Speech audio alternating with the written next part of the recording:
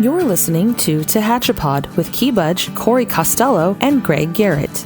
It's TehachaPod time again, and Key Budge, Corey Costello, Greg Garrett in studio. It's been a while since the three of us have been all together with the different meetings that have pulled us apart and activities with city government. It's been a while since we all got a chance to sit in the same studio. That's the beauty of the podcast, though, right? You can crank out. I think we did set a record a couple weeks ago for the amount of shows we had, so we had to get that content out before we started recording more. So and at the city of Tehachapi, we do more than podcasting. Right? Yeah, and that's the truth. I mean, my job is communications. It's part of what I do is making sure we get information out, but I think we all bring a different piece of the pie, if you will, when we talk about a topic. And today, we're going to talk about the Kern County District Attorney's Office. We're going to talk about public safety. And who better to bring in than Cynthia Zimmer, the District Attorney for the County of Kern. Cindy, welcome to TehachaPod. Well, thank you. Thank you for having me. It's great to have you up here, and the fact that normally we get a lot of guests that are from Zoom. You came up, you're coming up to do another engagement with Rotary Club, and you were able to add us to your time. So thank you for that, for fitting us into your schedule, because I know the District Attorney's Office is nonstop busy. We have been very busy. And so we have a lot to talk about. You know, when it comes to public safety, that's really who we are, what we provide, the fire, the police, the prosecution, the jails, the prisons, because we need to keep our cities and our communities safe, right? If we don't have a safe environment, then we cannot raise our families. We cannot invest in properties. We cannot do living the American dream, if you will. And Sacramento doesn't seem to get that. So I'm really excited to hear what you have to say about how we're releasing all these felons and homelessness and how it's just perpetuating itself and it's spiraling out of control. Public safety is government's number one responsibility, and we cannot thrive. Businesses can't thrive, schools, families, nothing can thrive unless we're safe. You took office in January of 2019, so a lot of things that Greg's kind of alluded to, this stuff has really started to hit us in communities in Kern County, whether it was laws that were signed passed years ago, took effect, sentencing changes, prison realignment. What's this journey kind of been like for you in the last couple of years as you've taken on this role and then had to deal with everything from, the changing regulations, laws, sentencing, and even COVID? I became a prosecutor at the end of Jerry Brown's first term. I became a prosecutor in 1984. I saw the pendulum of justice, as I call it, swing to the right. So in the 80s and the 90s, there was a lot of participation in making the streets safer through three strikes law, different types of propositions that were pro-victim, because things were really out of control in the 70s and the early 80s. And so after three strikes law, which I think was the most significant piece of legislation we've ever had in California regarding public safety, we did some statistical analysis of that, and the crime 10 years later, and the crime rate really, really dropped. But what also dropped was the public's interest in public safety. The public became safer. We have new people that became voting age. They weren't as interested in being safe. They took an interest more in maybe prisoners' rights and things like that. So when Jerry Brown became governor again in the beginning of 2011, we started seeing a shift. We call it the public safety pendulum was shifting to the left. And that's when we started seeing legislation that really has had a direct effect, not immediately, but as time goes on and on and on, a direct effect on the crime rate. And the crime rate right now is out of control. And as I think we'll get to, the pandemic has had just a horrible effect on the crime rate. But in 2011, AB 109 was passed. That's called prison realignment, where not every felon can go to prison. For some crimes, they have to do their time in the county jail, and therefore that pushed out a lot of people onto the streets. That's why you see homelessness. Then there was Prop 47, and that changed the laws as it related to drugs and theft. So you see a lot of thieves that don't go to prison, really don't even do much time in the county jail. They're just out on the streets. They get tickets instead of being arrested and put in jail. And then you have Prop 57, which sped up the time people that did go to prison and in which they got out. So those were the three significant pieces of legislation during Jerry Brown's time, his two terms from 2011 through the end of 2018. So that had a huge effect. And then Gavin Newsom and the supermajority legislature came in 2019. And then we have DAs like the gentleman in LA County, where he is just following that lead. And I know you wrote a really nice piece in the Bakersfield, California some time ago saying if you're going to commit a crime in Kern, you're going to get prosecuted. But if you want to go and commit a crime where you can get away with it, I'm kind of paraphrasing. You have a friend in LA. You have a friend in LA County, so go do that. And so this crime, I don't know if my position at the city or I'm getting older, more mature, but I feel like it's really pressing on our positive way to move forward. Well, California is swirling the drain as it relates to public safety, and it is because of the change in the laws. It really does make it difficult. We talk about defunding the police. You hear this and everything. That's not good for public safety. But if you think about it, you can have a cop on every corner and arrest people. But if you don't have the laws in place to do something about it, then, you have to have good laws and police to be able to protect the public. Right. You have to fund the right incentives to get things done, whether it's the cop that is going to protect you or the DA that's going to prosecute you or the prison system that's going to rehabilitate you maybe, right? You have to be careful what you vote for and who you vote for. There's a lot going on at the ballot box, whether it be propositions or we call those candidates that you were speaking about, like the DA in Los Angeles, George Gascon. They call themselves progressive DAs. They don't believe in incarceration. Really, our governor doesn't believe much in incarceration. He's closed 2 prisons. He looks to closing more. He let out nearly 30,000 inmates during COVID under emergency orders. So they don't believe in the concept of incarceration. Well, incarceration is nasty business. I'm not going to say it's a pleasant thing, but when you have someone who commits these type of crimes, you have to have a combination of punishment and rehabilitation, and the Department of Corrections is best suited to do that. I just can't relate to the other side. I just can't. I'm sorry. There should be a consequence for bad behavior. Right. That's what we've lost is the consequence that goes along with a lot of these, especially the nonviolent crimes, is the theft-related items. My goodness. I mean, you can steal things and it's a citation. It just boggles my mind. But I think you hit on it when we talk about it going to the ballot box and we look at these measures of Prop 47, 57, and AB 109, the way those were labeled, if we look at those, they were highly educational and rehabilitation for those that are incarcerated. And people go, oh, that's a sexy word. Let's jump on that. But when you get down to it, we're putting them back out on the street. That's the reality of, and then on the street, what they become homeless in some cases. I hate to throw a particular city under the bus, and I don't really feel like, but Bakersfield, the homelessness. And last week there were 5 or 6 shootings. It breaks my heart. What is going on? Well, Bakersfield's not the worst. You go to LA and look at the underpasses and so forth, but we do have a significant homeless population. And I think it's really cruel to see, what's going on. It breaks my heart. It breaks our heart. Oh, my goodness. Well, there's so much victimization of the homeless, too, especially the homeless women. Mm-hmm. And I think it's really cruel that someone it's not a crime to be homeless, but a lot of homeless people commit what we call the quality of life crimes, being under the influence of drugs, theft, those types of crimes, assault, resisting arrest. And when they get a ticket, rather than being booked in the Kern County Jail, that really is a lost opportunity to help someone. They're highly drug addicted. 80% of them are drug addicted. So if they go to jail, at least, they're there for a period of time where they can dry out, think reasonably, talk to a lawyer, try to get rehabilitation. So when you get a ticket, all those opportunities are lost. It is really... it's a broken system. Well, the liberal legislators think that they're helping these people. And I think they're really, really hurting them. They're killing them. Well, the liberal legislators usually live behind a gate, and they don't see it. They don't drive their own cars. Well, the governor certainly does. They don't drive their own cars. They don't wash their own clothes. They don't cook their own food. They don't live lives like the 4 of us do.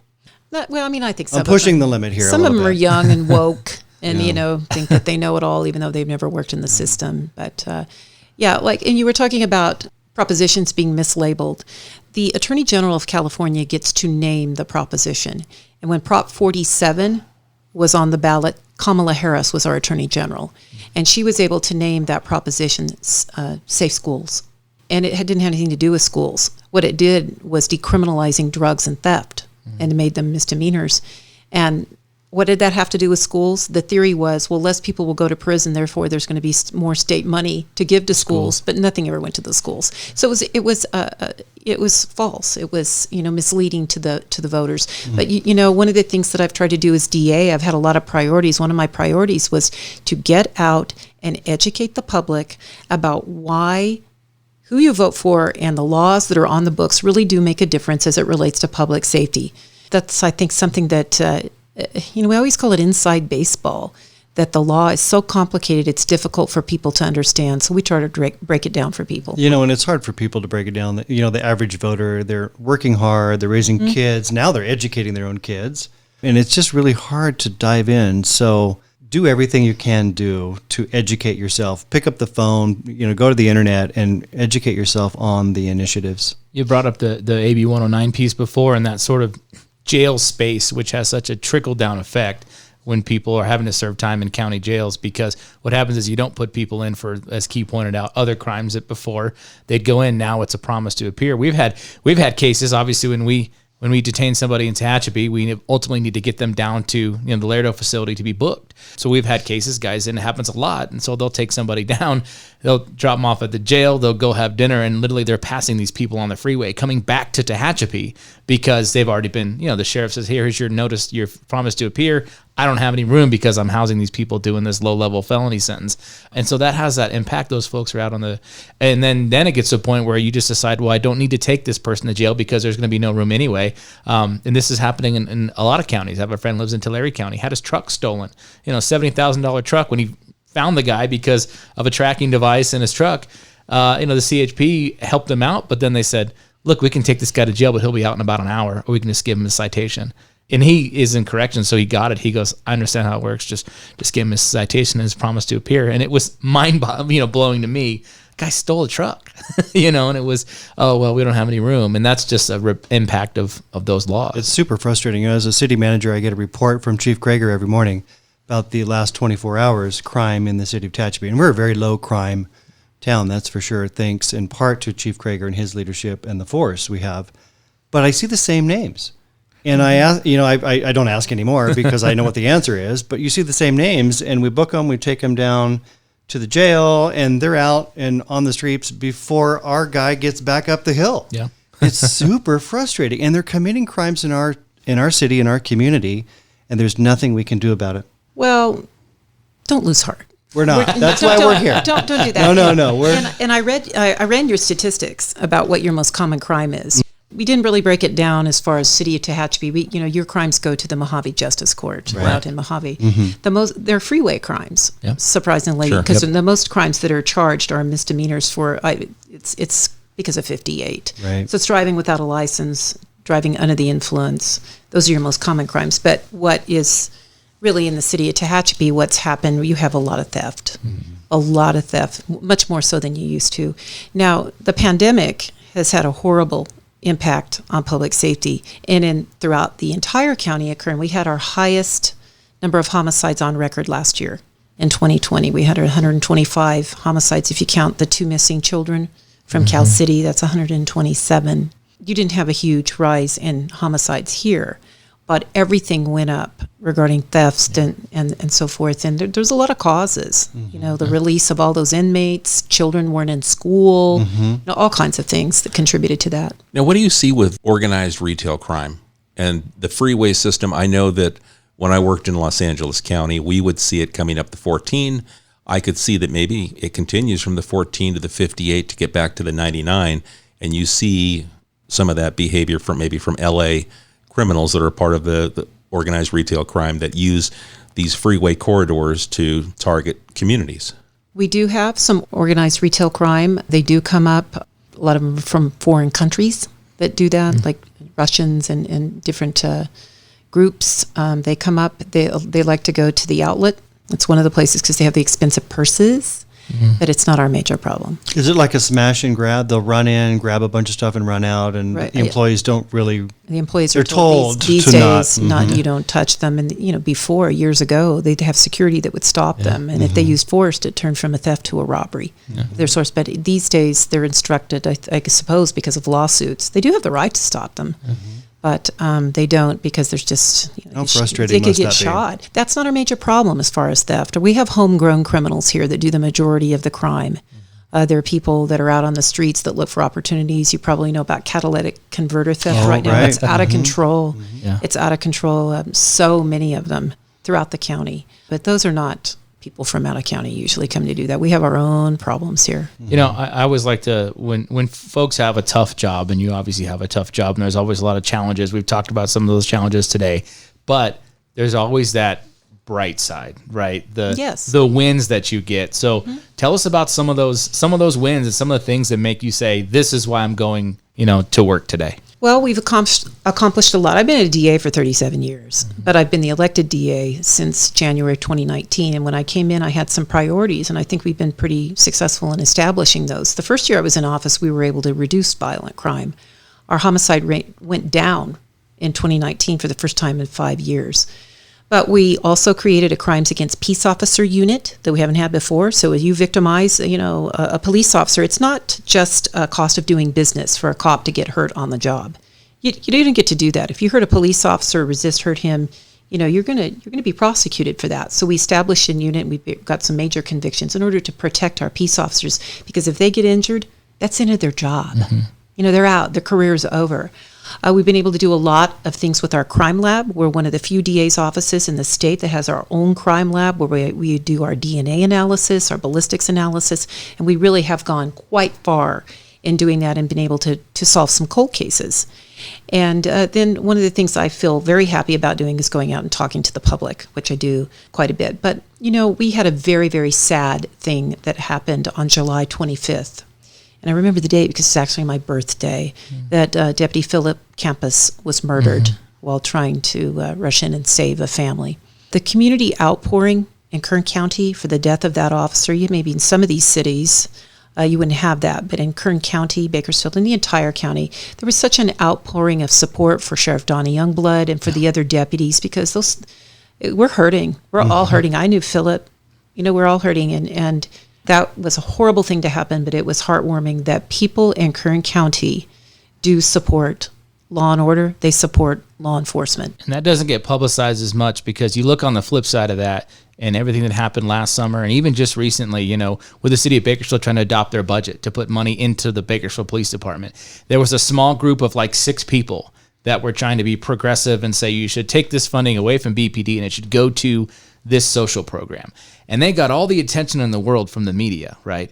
And it was acting like there was a movement, and you'd actually see it was 6 people. And then they were disruptive, and they were, Mayor Go had to throw people out of the meeting, But it was acted like it was some big movement and was really 6 people. But then when we actually see with our own eyes where Kern County really sets, and with the response to Deputy Campos, that's where I think we can see with our own eyes where this county really feels like, despite what maybe the narrative is being told to us in the media. Well, I think we're a little bit of an island in the state of California. As far as being pro law enforcement, it's still a good place for people to live. Yeah, I saw cars from. A lot of folks. So many people responded to go to those services at Rabobank from other agencies, including our own. And so there was kind of a shift, and other agencies were covering for us as we went down, and vice versa. And I saw so many different police cruisers coming back up to Tehachapi. They'd stop for gas, or they'd stop for lunch on the way home. Southern California and outside the Kern. It was really reassuring to see the group that had come together to support him on that. One of the things that I've felt was really pretty special about Tehachapi, because this really is a special community. Kern County is special, but Tehachapi is really special. Is you had the Mountain Festival last weekend. We had a car in your parade. People came out for the parade at 10 in the morning on a Saturday and lined the streets. And one of my bosses told me years ago that usually the county, they love the sheriff, they like the police chief, okay, but they don't like the DA all that much, because, the DA has to make the hard choices. We're lawyers. People don't really like the lawyers. And so we had a car in the parade, and we're waving and so forth, and people were so nice. They clapped for us. They were saluting us, and it's like, now we're the DA. We put people in jail, and you still it's like, but no, they understand the bigger concept. And in a lot of communities, the DA the office of the district attorney, not me as an individual, but the office itself is not going to get that type of reception. And well, it sounds a little scary if you say it, but at the end of the day, you're part of the protection, that shroud around us. I've said many times, Tehachapi is like a slice of the Midwest in California, and same with Kern, quite frankly. You're making these hard decisions, and you have to have the laws behind you that allow you to do the right thing. And the laws that are behind you sometimes make it super tough for you to push that person where he needs to be, he or she, right? Well, we have a very different role than law enforcement. Law enforcement determines whether there's probable cause to make an arrest. Of course. We have a different role when it reaches our office, and that is to do justice and to make sure that we do the right thing under the right circumstances. Like, one of the difficult decisions during the pandemic was, do we charge business owners for operating in violation of the governor's emergency orders? Right. That's a tough one. I had to ultimately make that call, and I chose not to charge business owners. Now, wasn't there also now that you brought that up, I, by the way, really appreciate that, but there was an issue, right? I guess they had to submit it to you for investigation, and the investigations just happened to take a really long time in a lot of those. There was some kind of issues where, not issue, but it was, there was paperwork going through on that, and it was, I guess, your comments to the state were, we're looking into it, when it came to finding the business owners. I didn't do any kind of like hanky-panky or anything like that, and we did not do the investigations into the business owners. The law enforcement agencies did, gotcha. Specifically the ABC. But in the beginning of the pandemic, the first couple of months, we participated in educating businesses like gyms and so forth. They needed to shut down. They really did. I mean, we weren't going to, Donnie Youngblood wasn't going to cite people or anything like that in the beginning, but they did. But as time went on, and the executive orders by the governor continued to be in place, and there was all this whipsawing back and forth, open, closed, inside, outside, churches, restaurants. You couldn't keep up. You could not keep red up. Zone, orange zone, plexiglass and all that. And the businesses, they were just investing so much money and doing everything they could to comply and stay open. And finally, it got to the point for some people, even though they were being careful, they just couldn't continue to do that. And, we certainly didn't encourage anyone to break the law, but the specific cases that came to me for review of people who, and I looked at those individual cases very carefully, I chose not to file. I chose to not make business owners into criminals when the governor released 30,000 violent felons. I think that was the statement I was trying to refer to. Yeah, it was that sort of like... I mean, it was just, to me, it was hypocritical that he was asking all of his DAs, and he could have come in himself. Yeah. He could have come in himself through his attorney general and filed those cases. But instead, what he chose to do is release 30,000 inmates and have people with no records. He wanted me to file cases. So I have a funny feeling he wasn't considering coming into Kern County. I just have this idea. He did not want to come in. And well, he would have still faced our jurors. Yeah. Even, he would have tried those cases here. Yeah. And those were not easy decisions. But I will tell you, one of the things that caused me, we really watched, and we had to look at the law and so forth, was some of the decisions by the United States Supreme Court with the death of Ruth Bader Ginsburg and the appointment of the new Trump appointee, Amy Coney Barrett. The complexion of the court changed as far as the vote. And so there were some decisions that the U.S. Supreme Court decided regarding California and Governor Newsom that went one way in the beginning, and it flip-flopped after she came on. And so we felt that was more supportive of keeping businesses and churches open without violation of the law. Very complex, but I appreciate your ability to kind of dissect it and be back to the basics. Let's talk about the law and what's going on and how we should move forward so that, the bad guys are prosecuted and the people that are, following the laws and creating positive part of our community can be left alone and do what they do best. Greg, some days we were having a murder every day. Yeah. We weren't sleeping. The detectives weren't sleeping yet. Horrible.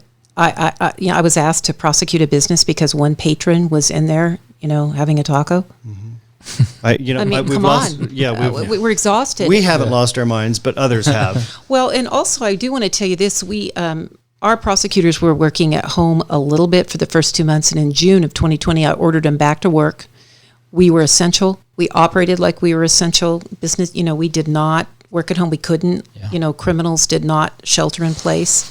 And so in Kern County, we actually tried more felony jury trials during the pandemic than any other county in California, some 10 times our size.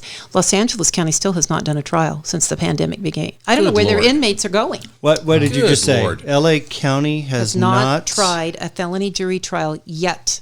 Since L.A. County has not. Absolutely Yes, our neighbor. ridiculous. Yeah, our neighbor to the south. I mean, I don't even coming understand from that. Working the LA County Sheriff's Department, knowing the volume of cases that come through, to not send one to trial, I can't believe That's that trickle-down effect. It's going to take years to fix. You can't fix that. There'll be no fix. That's what we were concerned about. We were concerned if we didn't proceed through and litigate our cases and get them through, that once we started operating again, that it would be the pandemic discount. Yeah. Just to settle cases. Right. You know, when you're a witness to a crime, I think the more time that passes, you just forget what you saw, right? And people talk to you, and you can't be a good witness, and so everybody just kind of goes by the wayside. Well, what are we supposed to do on some of these violent cases? You know, not up here, but down in the valley floor, our big problem is gang crime. What do we expect these witnesses to do? To wait 2 years that are terrified anyway? What about a domestic violence case that you do have here? Mm-hmm. You know, we have a trial coming, a serious trial, and we expect the victim, who's usually the spouse or girlfriend, to just hang on. I still can't believe what you just said about LA County and no jury trials. That blows my mind. Well, that's unacceptable. There's a lot of, gosh, I hate to say this because I want you to know I do believe COVID is real. Don't get me wrong. But there's a lot of COVID paranoia, you know, south of here where people will not come out of their houses. People are using COVID as an excuse, and I'm with you all the way. I believe in COVID. COVID is real. People have died. It's a serious pandemic. Yeah, I got my shot. But at the end of the day, there are people that are using COVID as an excuse to play out their dialogue. We can't get, in Kern County, you know, we can't fill positions. You know, people make more in unemployment they do in some jobs. So this is really, really going to stay with us for a while if it ever is over. Right. You know. Now, during the COVID times, did we see an increase? Me, former cop, as soon as I saw the mandatory masks wearing, I go, oh my gosh, the criminals are going to run rampant with identification issues. Did that ever come into play? Yeah, pre-COVID, if you were wearing a mask, you were going to rob a bank. Right, I mean, it was automatic, like, oh my God. Yeah, if I walk in a bank with a mask on, I was going to all of a sudden be a suspect. Now I'm just if you walk without a mask, you're a suspect. Yeah. It almost seemed to me as, gosh, they were going to have maybe that extra few seconds. Yeah. Or whatever, maybe, or just the identification behind it where people could see the eyes and that was it. I mean, eyes are definitely recognizable.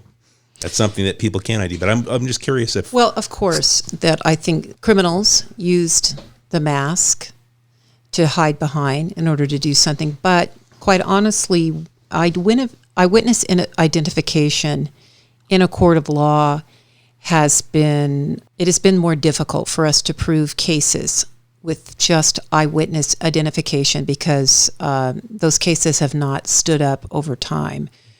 We usually require some type of corroboration, unless it's like a domestic violence case where you absolutely know the person. Yeah. But anymore, we really like corroboration, whether it be proprietarial video, you know, where you get a license plate number, you know, that kind of thing. Still with video, it's more difficult with the mask. DNA,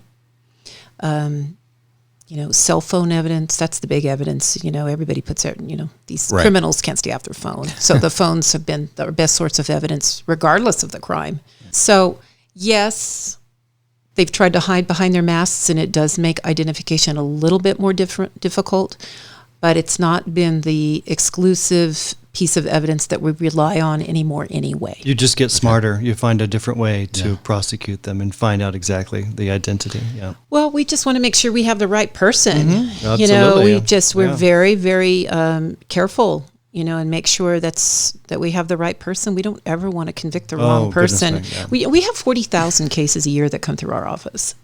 40,000 cases a year. It's not like, and how many employees, how many DAs do you have on staff? Depending on how, I mean, we have a lot of turnover, but depending on if we're fully staffed or not, about 90. 90. Okay. So, you know, I was curious too, as we see this shift in the sort of drug culture in the state. Obviously, we had, you know, marijuana went from being illegal to being medicinal to being recreational. and there's moves for other drugs, and obviously that opens up the doors. And now we've got all kinds of nasty things flowing through the communities now that years ago. I know fentanyl is becoming an increasing issue. What have you seen, and really kind of what's the district attorney's office priority when it comes to these designer drug cases, these whatever we've got, the next nasty stuff that's coming down it's harming our kids and the future generations? Oh, that's a really good question, because the drug culture, the liberals, they're like, let's decriminalize drugs.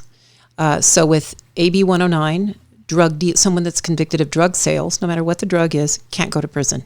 It's a county jail, and that's usually a 30-day sentence. And now drug users, that's a misdemeanor. Possession of drugs is a misdemeanor. So, with marijuana and that kind of thing, that was another proposition. Mm-hmm. But okay, so they had everything that they felt the liberals wanted, that we couldn't do too much, and crime really paid as it related to drug sales. But now fentanyl has come, and we're having about 10 overdoses a day in Kern County, or maybe even just Bakersfield, and all these deaths because fentanyl is a synthetic opioid that comes from China to Mexico to Kern, and they're putting it in things, and people are taking it, they don't know that they're in there. And now we're hearing, do something about fentanyl. Do something. Okay, about the only thing that I can do is awareness, unless the legislature gets on the stick and makes the sale of fentanyl a felony where you can go to state prison, or possession of fentanyl is a felony. Because it's killing people. Yeah.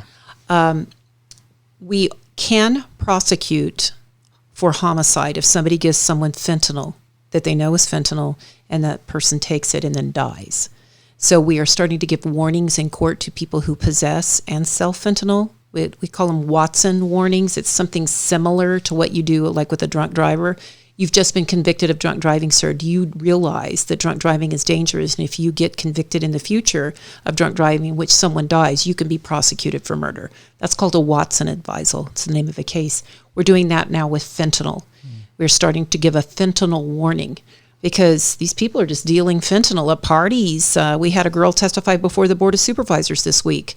She came in and talked about, she was 19, that her 18-year-old little sister graduated from high school, went out to a party, took some fentanyl and died on the night of her graduation.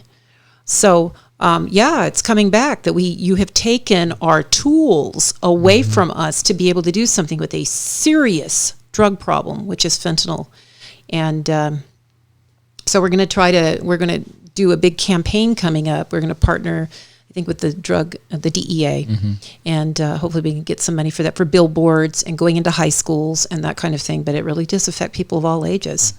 The doctors, the emergency rooms are just inundated with fentanyl overdoses. Well, once again, Sacramento is pushing it down to the local level. They're not funding it. It's something that we have to deal with and figure out how we can organize and plan and fund their job. Yeah, it'll have to, probably take a famous person's kid to die or something like that for them to be like, okay, this isn't good, You say that, but it's true, isn't it? Oh, it's true. It really is Absolutely. true. It's absolutely true. Yeah, to get somebody, or a famous case, one of the things that was a horrible thing, but one of the things that helped us get 3 strikes passed was the Polly Klaus case back in 1994. And I know her father, Mark Klaus, he's a victim's right advocate. She was abducted and killed by a person that should never been out of prison. Yep. So sometimes it takes that, and it's sad because the California public, they're so fickle. They're so fickle when it comes to public safety. It doesn't affect them. Oh, how cruel to lock someone up, unless it affects you. We heard the 3 strikes argument, right? He's getting life because he stole a piece of pizza. That's not the Well, case. that was never the case. And by the way, there was 2 strikes before that as well, we should mention. But yeah, that was always the argument against it. We used quite a bit of discretion on that. There was that just didn't happen. Right. Well, Cindy, is there anything that you want to share with the community? I mean, is there anything that you want to let the community know? You've been very proactive in prosecuting cases and making sure that public safety is at the pinnacle of how you operate the office. What can we part with? Well, you got to teach your child right and wrong and respect and things like that. So that's, we in law enforcement, we try to do what we can, but it really starts at home. And I guess that's obvious, that starts in the schools and that kind of thing. So we can't just come in and fix everything when you don't teach a child to respect the law. So I think that that's really important. But I just want the public to know that we're working We're not discouraged. This is the way it is. The pendulum changes over. We had a lawless society back in the 1920s, and after the war, it became lawful. The pendulum swings, and I think that things will improve in California. We have an amazing state. It's just an issue of whether it will be in our lifetimes that California will come back, but I believe they will. But I think that we have to not tolerate crime. We have to have a zero tolerance of crime. And if someone sees something, they need to say something, because we do have a lot of cases that are unsolved. So I always really try to emphasize it is our responsibility to come forward. And if you're afraid, you can always call Secret Witness at 661-322-4040, no matter what the crime is. If you suspect child abuse, if you know something about a homicide, if you know something about who stole a car, anything, call Secret Witness, and you do remain confidential. It just points law enforcement in the right direction. And I think if you're too afraid, I get it. I understand that. I mean, we do have the abilities to protect witnesses, but if you just want to remain confidential, that's what I really try to emphasize. Less than half of our homicides in Kern County are solved from last year. So, well, at the end of the day, we say it's community policing. And what we mean by that is you can't have a cop doing everything. You can't have the DA doing everything. It's us. It's our town. It's our community. It's our county. And I appreciate the breath of fresh air. I know when you came into office, I was so excited, and you're doing an amazing job helping keep Kern County safe. So I, as a city manager and as a resident of Tehachapi, just appreciate and thank you. Well, thank you. I just want you to know that we love what we do. We love to stand up for victims' rights. We love that. That's, it's a calling for us as prosecutors, because you can make a lot more money as a lawyer doing something else. Yeah. And we have really top-notch prosecutors. So proud of them. So it's an honor to serve in this community. Well, thank you. Absolutely. Yeah, definitely. And then continue just to support your local law enforcement. That's something I think that I was talking to one of our officers the other day. We had a newer officer, and he was training, the new guy, and he said basically, he goes, I've let him know that people wave to us with all their fingers when they see us on the streets. With all your fingers. It's a great place to work. We have that support. He goes, and people wave at us. And so that's important. And I think that helps. That encourages folks as well. And that's why when you get waves in the parade and salutes and thumbs up, like it gives you a little motivation to continue to do your job. And we have a Tehachapi Police Foundation. Does the DA's office have any sort of foundation to help victims' rights advocates? We have victim advocates that work for us. We have one out in Mojave and so forth. So we have people who advocate. That's important. And you have a really good police department. I do want to give a little plug for our chief. We know that. We're super. No, it's true, though. It is really, true. It is true. You do a really good job, and you work quite closely with our DAs down in the Mojave court, and people really like to work. When you talk about a calling, Chief Krager has a calling. That He's guy excellent. He is in it to win it. And during his career, he was an investigator too. I think he understands what it takes to put a case together and work with the district attorney, and how important that relationship is in order to, get a good result at the end of a case. We're independent. We are completely independent, yet we are cooperative. Yeah. So it's a good relationship. Well put. Well, I appreciate the fact that you know that Tehachapi is a special community. I love that.